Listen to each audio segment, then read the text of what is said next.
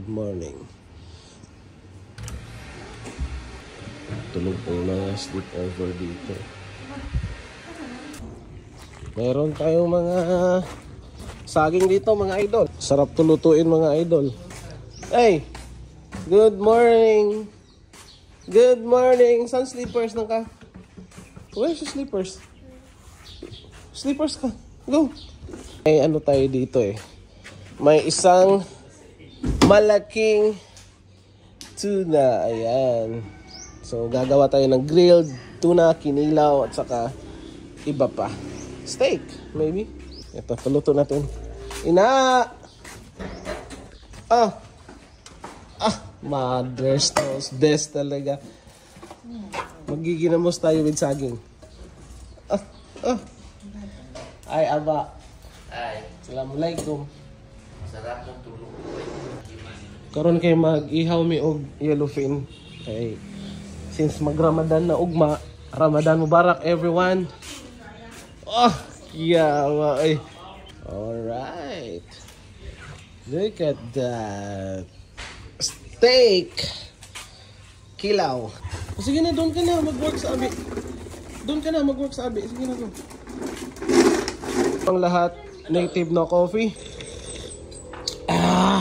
Grabe langaw. Okay, saging. Siyempre, inato, birada. Sarap. Wow. Anong gagawin mo, chef? Ay, sinusin. Kinilaw, adobo, at saka, sabaw. Sutokil. Kinilaw time. Then we have the tuna rib steak. Ayan. At saka tuna steak. So, gagawa tayo muna ng kinilaw. Okay. Yun ang favorite ng lahat eh. Dapat pino ito ang luya kay para nasa kick ba nga magkaunta, di ba? Ang sikreto sa pagbuhat ng kinilaw is daghan og luya og sibuyas. Ay po ninyo kalimti ang chili green. Nasa yung distinct flavor na iyahan lang. Yung freezer na huli mo yung gahi. Yun ang sekreto para di madawat ang mga sili. Na ako itudlo sa inyo ang pinakasekreto. Muna akong ginagamit pag magkilaw ko. Peacock. No other than peacock. Peacock and then calamansi. Mo lang na.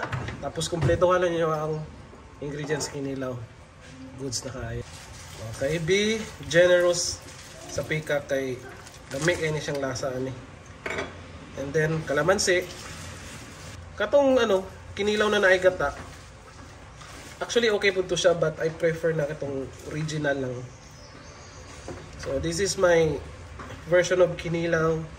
Makita mo ninyo sa akong mga post na kinilaw, no. One of my specialty kasi kinilaw eh. Salt to taste. Get that. Don't forget the pipino. But you know, ang pinaka-importante sa kinilaw is katong radish food. Bahalag walay. Ako for me lang, bahalag walay pipino basta na ay radish. Pipino tapos kinilaw. Radish na. Bawal na ang kinilaw. And then after mixing the ingredients, i-apil na nimo ang radish. Tapos ang nani siya lasa nga maghatag og kalami diri sa iyahang sauce. So and then after this, butang na nato ato ang tuna. Your Honor? Do the honor. Yan. Wow. Sekretong malupit. Ayan.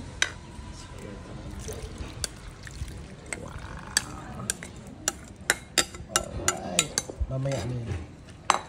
Sige bro, mix-mekos mo na yan. Mix-mekos mo na yan, attorney. Yeah. Mix-mekos. Dito na si mama o isda. And then, meron na tayong tinola. Steak.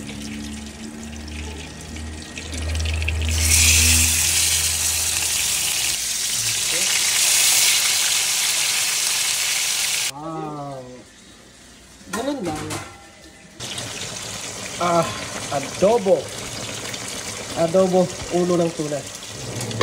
Here's the tuna steak. Okay, let's eat. We have here the kinilaw. And then the fried tuna.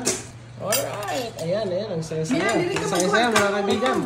Saya-saya mga kaibigan. Hilaw man na. Wow. Wow. Kinilaw. Look at that.